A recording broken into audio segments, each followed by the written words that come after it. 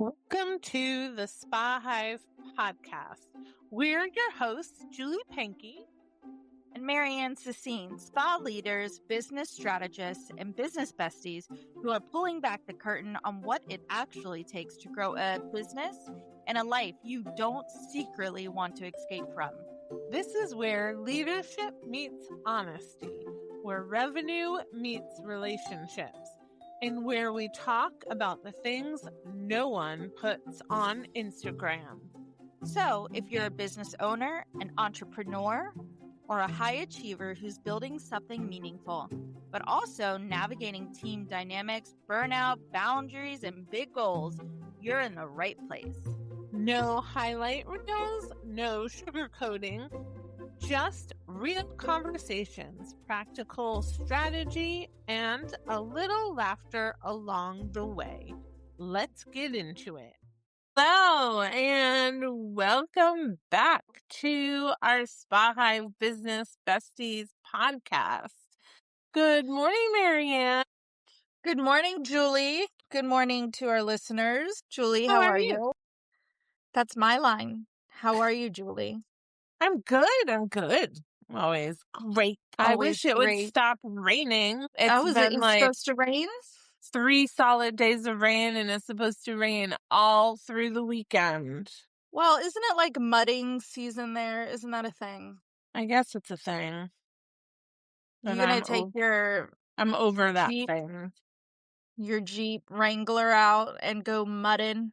No, I don't have a Jeep Wrangler. I know, but you need one to go mudding. Yeah, I probably couldn't do it with my car. I could maybe do it with Gary's truck. Yeah, you could not do it with your car.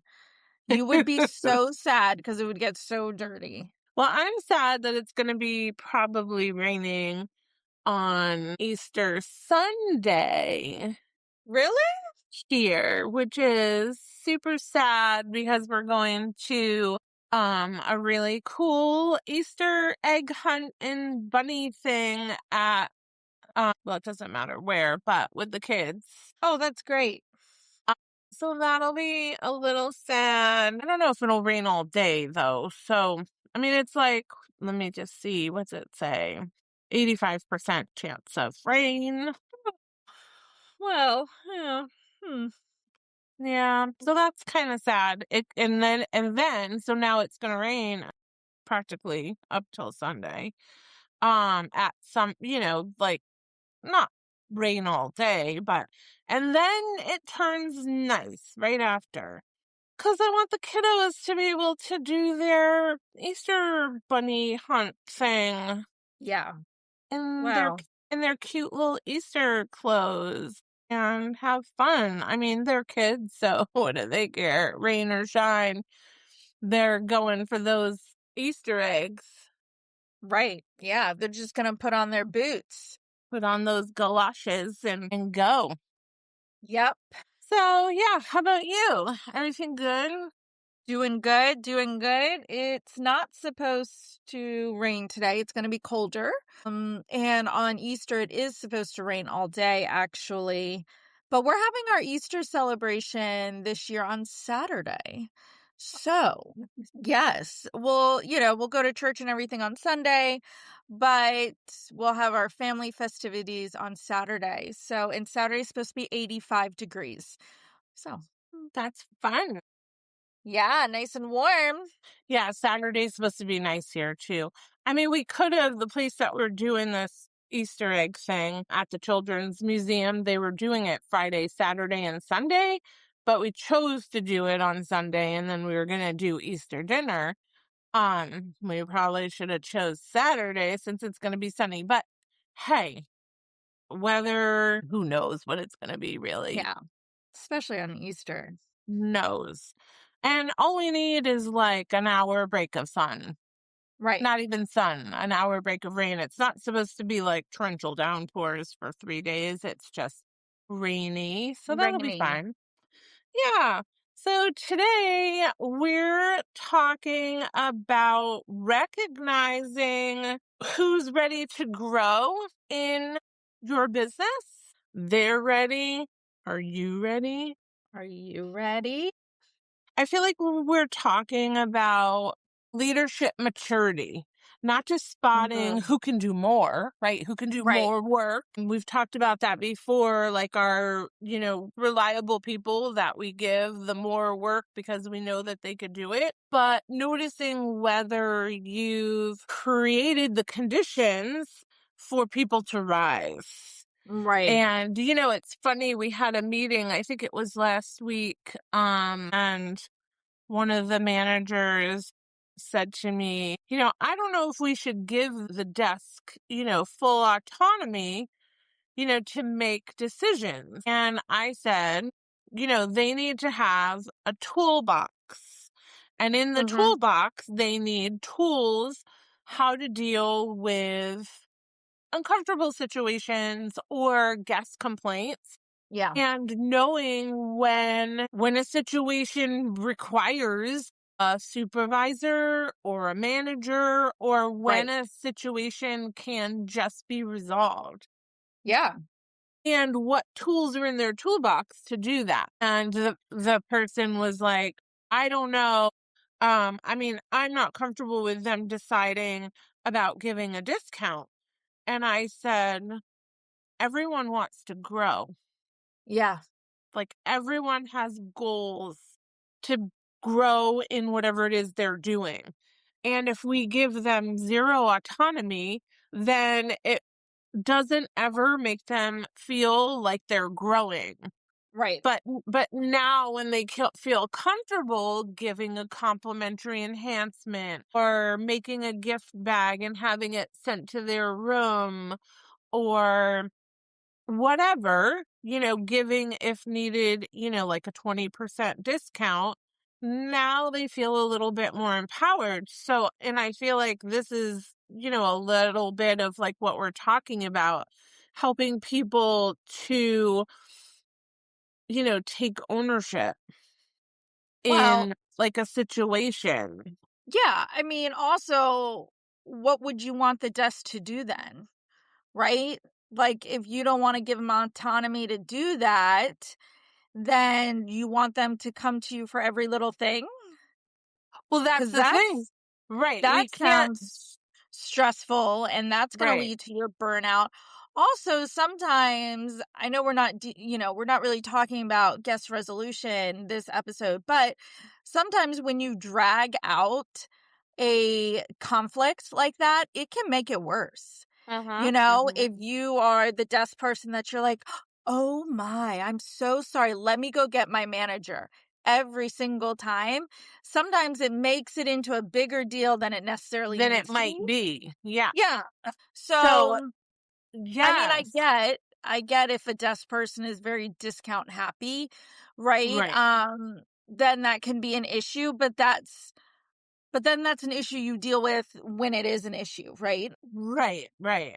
Like, maybe if you overcompensated, it's a conversation we have. Like, why did you feel like you had to give a free enhancement, give a gift bag, Right. and 20% off everything? Like, that's kind of excessive. Like, what is the reason that what were you thinking at that time, so that you can understand what they were thinking and then work through how maybe next time we could do it a little better. But I think like over, time, like you're right. People might just be like, how was your service? Fine, is always like the kiss of death answer for me. Like, Yeah. fine. Oh, well, was there anything that you'd like to share with us? And, they're like, oh, well, I got picked up a couple of minutes late, and instead of it being 50 minutes, it was 47 minutes, and it went by Right. really fast. And that kind of disappointed me. So then, it's easy for them to be, oh gosh, I'm so sorry. And then come up with like a something. Yeah. Oh, well, I see you had a CBD enhancement. I'm happy to offer you that at no charge. And the difference between 47 minutes and 50, you would think is not a lot, but that is a big, comment that I see. a complimentary enhancement is, $45, that's That's pretty significant. nice, Yeah, so a lot of absolutely. times people might not feel that it warrants, hold on, let me go get my manager, Yeah, you because most know. of the time it probably doesn't, right? Yes, right. It's just helping people start to feel comfortable in these situations. So, like, how do we know when somebody is like ready to step up? They're looking for more responsibility.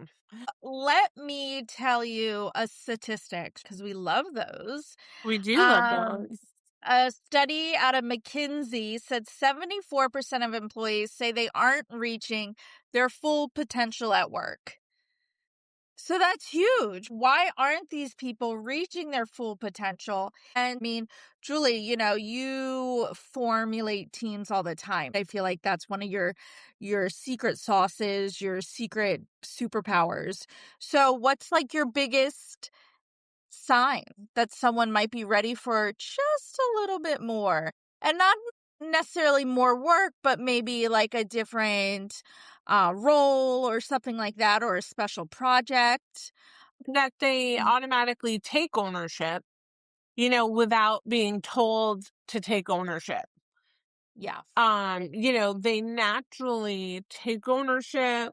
They naturally care about what they're doing. They care about the team. Come on, guys. I'm thinking of one person in particular right now. Mhm. Come on, guys. We could do this. Like, you do this and I'll do that and we'll do this. And they care about the genuine experience of the guest, like the outcome Yeah. of, like, what's gonna happen, not just, like, my job is to answer phones, answer, Right. answer, answer, book, and also, they start to problem solve themselves Yeah. without, like, before it becomes a fire, right? Before it Yeah. needs to be problem solved, before it's like manager required, they're like, "Oh, I think we could potentially have a problem with this." Yeah, I like that when, they see a obstacle, right? And, they probably still come to you, of course, right? Because Yes. that's what they're told to do. But they say, okay, but here are some solutions I was thinking about, right? Yeah, that's an important tool because they're already seeing themselves achieving solving that problem, which is Right, half the right. battle, right? And sometimes it's confidence. So letting them know that, there was an instance one time recently, and one of the managers, said to the concierge, well, the concierge came with the problem, and the manager said, well, what were you thinking? And she's like, well, I was thinking blah, blah, blah, blah, blah. And the manager was like, that's exactly what I would say. So do it. Like, Yeah. Yeah. but it's sometimes the confidence. It's like the confidence in yourself and also the trust that it's okay to do the thing. It's okay to grow. It's okay to make a decision that you're not going to get in trouble for it. And so you, of course, need, if you're a manager, right? Or a business owner or a leader, you need to, it starts from, you, like the environment that you create, that you want to create autonomy for people, and you want to, learn, like, help them learn how to feel empowered and comfortable, that they're just not like like what I said, I think last week or the week before, a cog in the wheel, right? Yes. Oh, yes, our cog in the wheel. Right? They're just not like a little worker bee working, that Right. they, every worker bee makes a difference.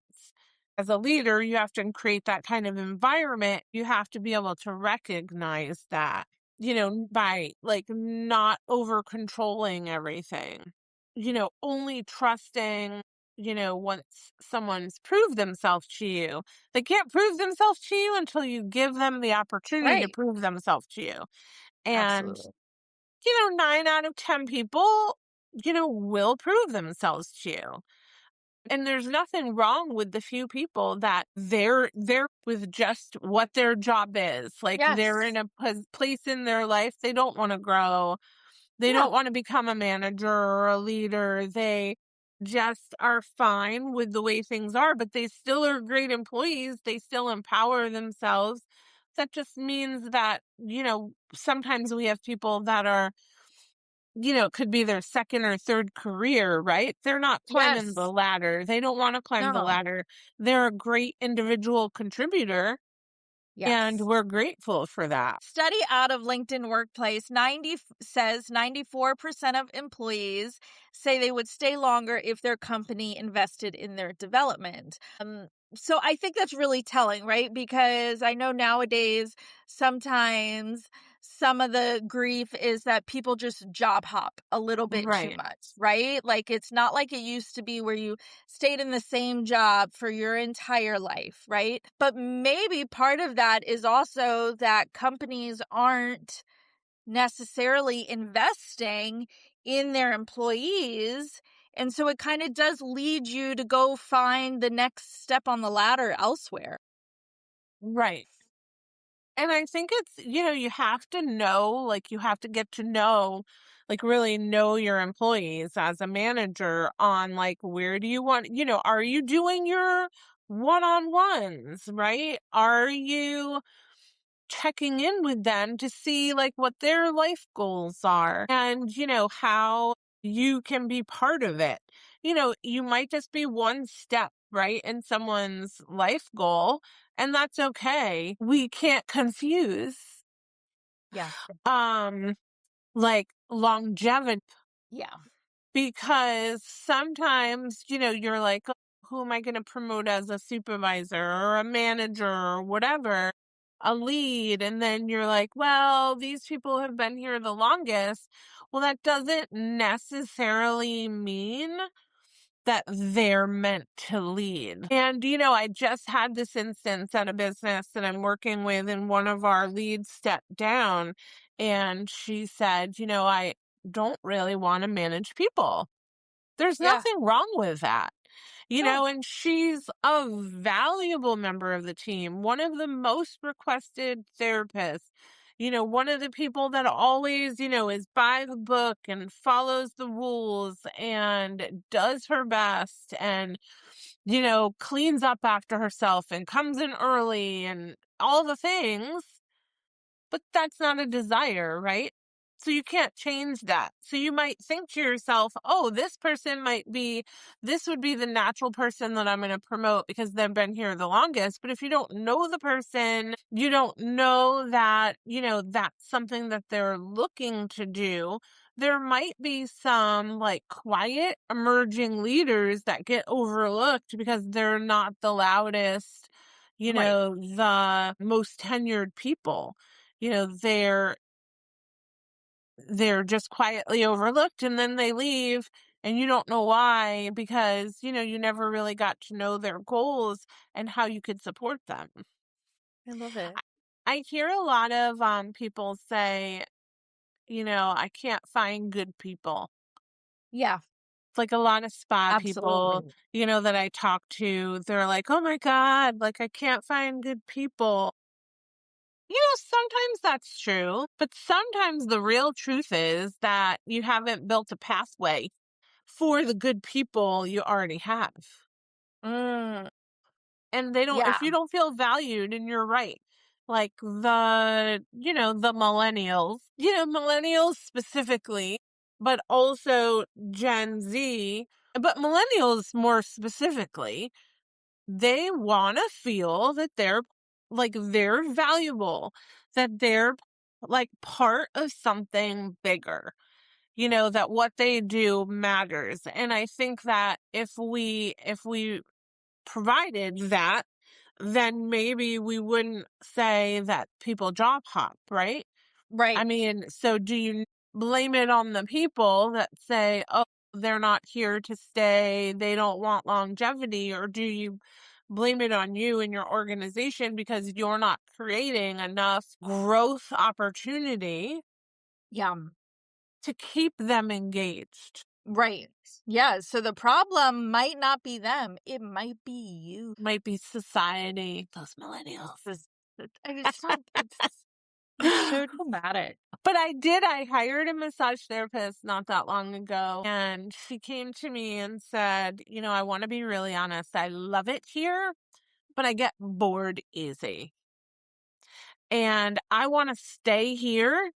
And, she does massage, she does facials, she does a lot of things. She's like, and I want to be able to do all the things. And so, like, we gradually, like, trained her in facials to, like, fill in if needed. She is doing outside education right now for something. And, I said, let's create a pathway on how this class that you're taking, you Yeah, can use here, whether it's creating right. a new service, a new offering, like, I'm here to support you. I don't want you in a year to be like, "Meh, I'm bored. I Right. need something new. I need a new challenge," because she told me up front, that's my personality. I want to stay here, but I need to be challenged. And she wasn't saying she was going to leave. She just was saying, there's something you need to know about me. Yeah. This is my personality. And so in the back of my mind, I'm always like, let's throw this ball to this person Yeah. because, we want to make sure that person is engaged. But then other people are just fine going through their day to day, Yeah. 5, 6 treatments a day. Come in, do your treatments, and go home. Don't give me any more. I don't really want to do anymore. I've got stuff outside that I have to do, whether I have kids, whether I have a second job, whether I have a aging parent. I mean, whatever it is. So I think it's really like identifying you've got to know your people. Right. Yeah, I mean, I think the main thing is to do, like, a quick gut check, right? So, Mhm. who on your team is underutilized? Who is quietly over-delivering? Who are you comfortable with versus who is actually ready?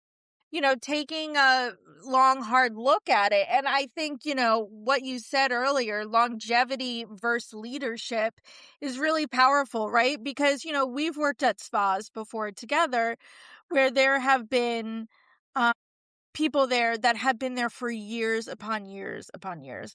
And Right. you're just like, oh, wow, they would make an amazing front desk supervisor or whatever it is. But that's not their MO, Right. right? That is not their MO. They don't want anything to do with that. They're here. They're going to do an amazing job while they're here. Right. And you might wish that there was their MO, but it's not. Right.